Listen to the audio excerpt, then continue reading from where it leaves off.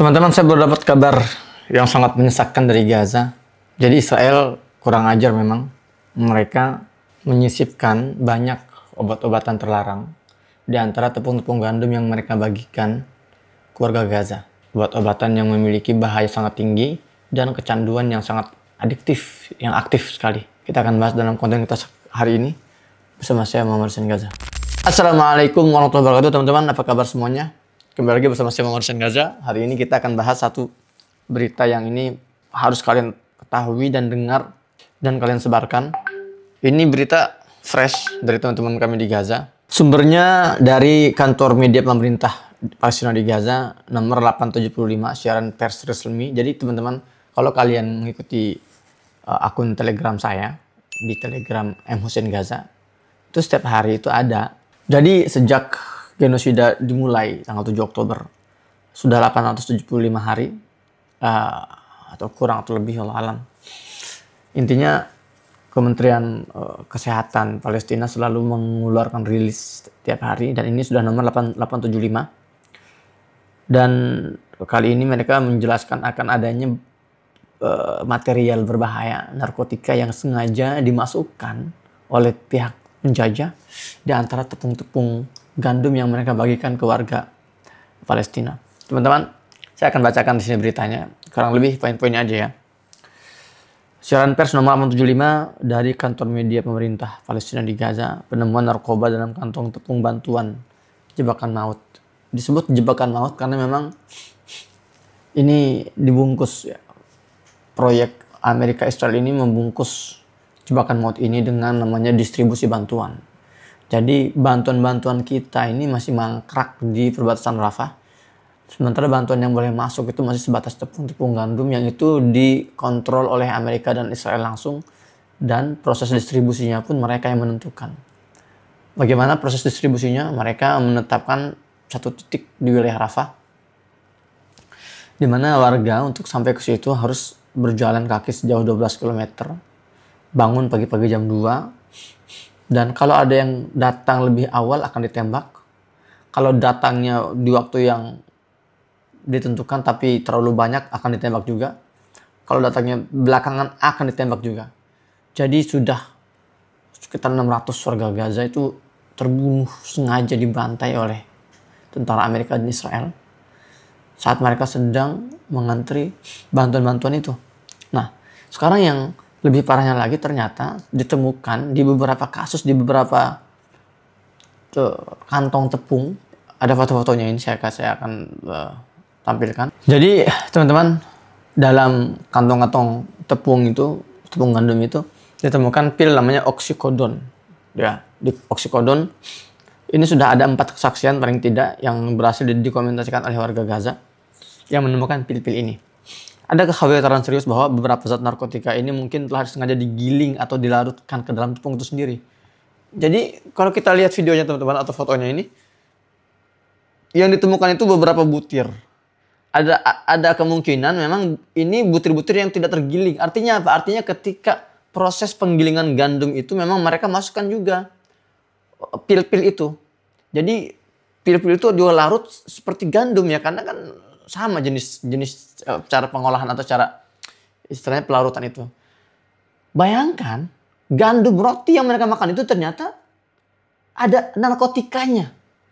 Jadi ada zat adiktifnya. Kalau apa itu zat adiktif? Saya nggak pernah sekalipun menyentuh barang-barang itu. Tapi yang saya baca, yang saya tahu, ini zat adiktif. Kalau kita makan sekali, kita akan ketergantungan. Kalau kita nggak makan, tubuh kita itu akan benar-benar seperti orang yang tersiksa parah. Itulah kenapa nggak gampang merehabilitasi orang yang kecanduan itu. Itu benar-benar berat sekali itu.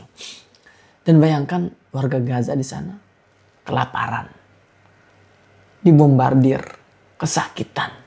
Ketika mereka dikasih makanan, bantuan berupa gandum, gandum itu sudah tercampur dengan zat narkotika yang sengaja dicampurkan oleh penjajah. Hasbunallah wa ni'mal wakil. Hal seperti ini jangan sampai berhenti hanya pada kalian semua deh. Informasi ini, maksud saya informasi seperti ini tuh harus merata. Orang-orang harus tahu bahwa Betapa kejinya dan biadabnya penjajah itu sampai makanan warga Gaza pun itu diberikan sambil diisi racun berupa narkotika itu. Biar dunia terbuka matanya. Ini bukan hanya masalah pembunuhan oleh timah panas. Bukan hanya pembunuhan oleh bom bombardir. Bukan hanya pembunuhan oleh kelaparan. Mereka nggak puas dengan itu semua. Mereka campurkan itu narkotika, itu narkoba ke dalam makanan pokok mereka. Jadi gandum ini teman-teman, ini di Gaza ini kan satu material dasar. Kalau kita itu beras lah. Mereka bikin roti, mereka bikin makanan apapun, bikin kue itu pakai gandum. Dan kalau gandum-gandum ini dikonsumsi oleh anak-anak kecil, bayangkan anak-anak kecil, anak usia 4 tahun, 3 tahun, 5 tahun. Mereka makan gandum isi narkotika. Saya nggak ngebayangkan itu bagaimana dampaknya itu. Memang kita harus benar-benar bergerak, ini kita udah nggak bisa diam lagi. Kita harus terus menekan pemerintah untuk berbuat tindakan konkret lah. Ini fakta dari lapangan teman-teman. Pak Prabowo harus tahu masalah ini.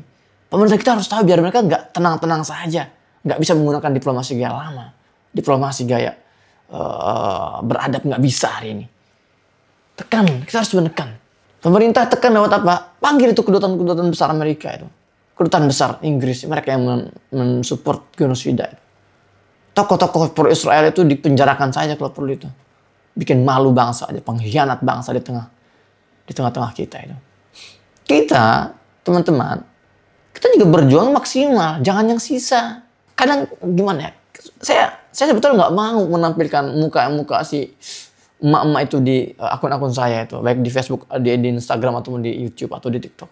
Cuman ya saya nggak bisa melepaskan fakta bahwa kalian itu senang dengan hal seperti ini, kontroversi seperti ini. Maka saya manfaatkan ya yang lagi hype ini untuk mengangkat isu Palestina.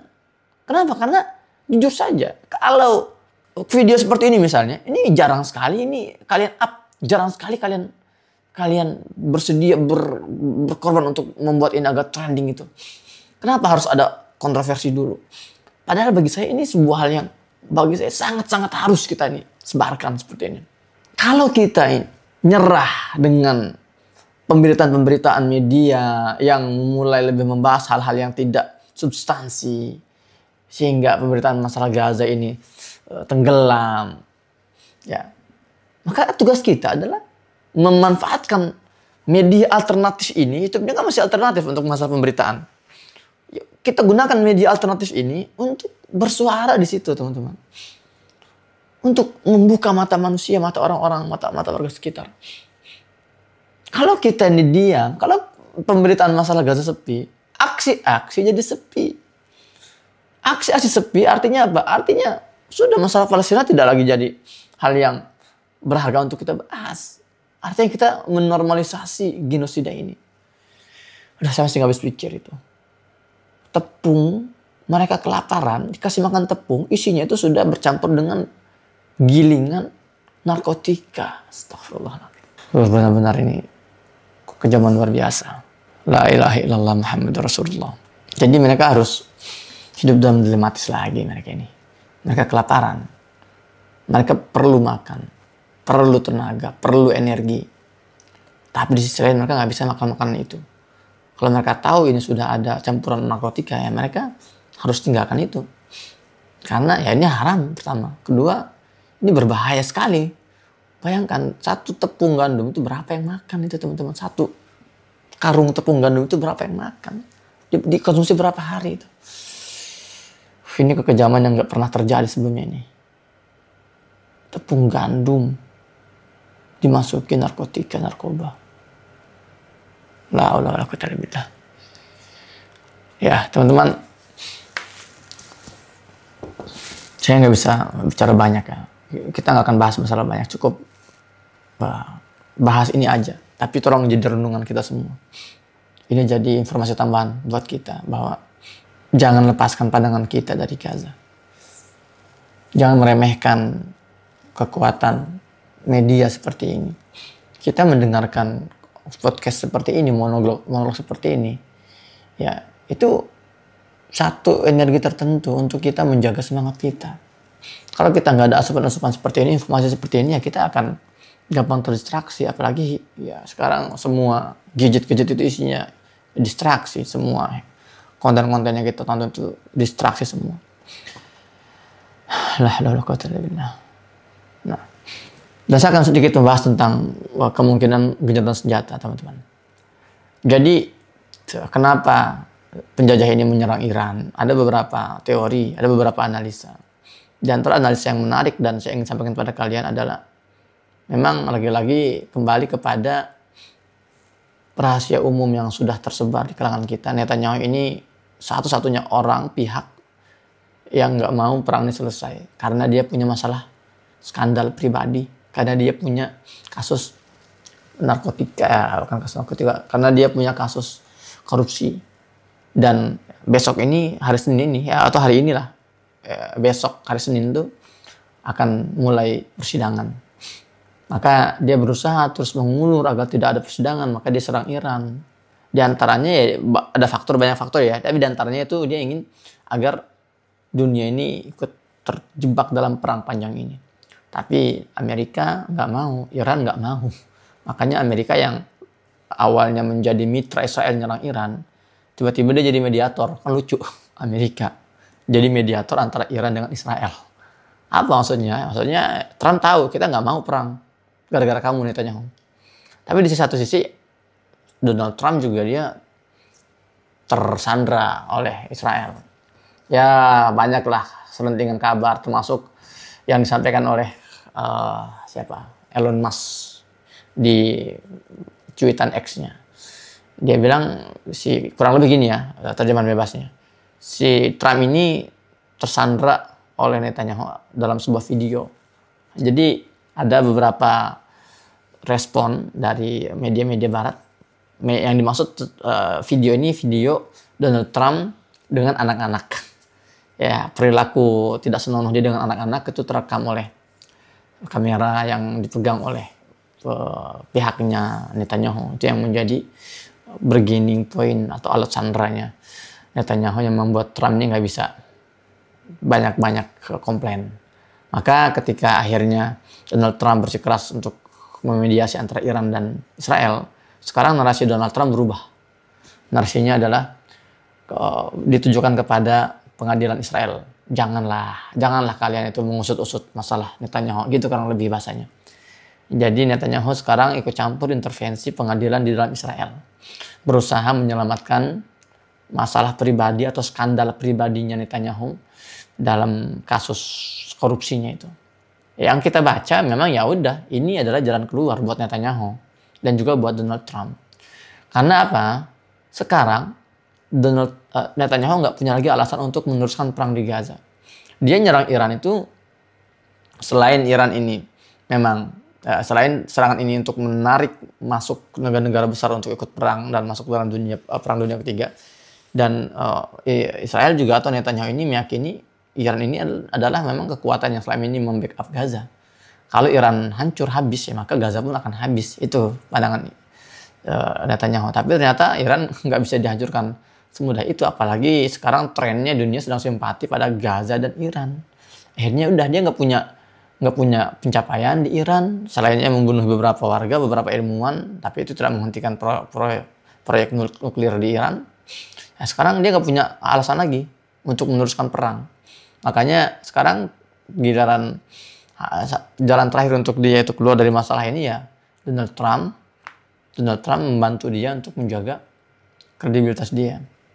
Nah, makanya ikatan atau hubungan antara narasi Trump dengan kondisi perundingan di Doha dan di Mesir antara gerakan hijau dari Gaza dengan penjajah ini sangat kuat sekali. Makanya ada beberapa narasi-narasi baru hari ini bahwa kemungkinan ya kesepakatan gencatan senjata ini terjadi sangat dekat sekali, sangat dekat.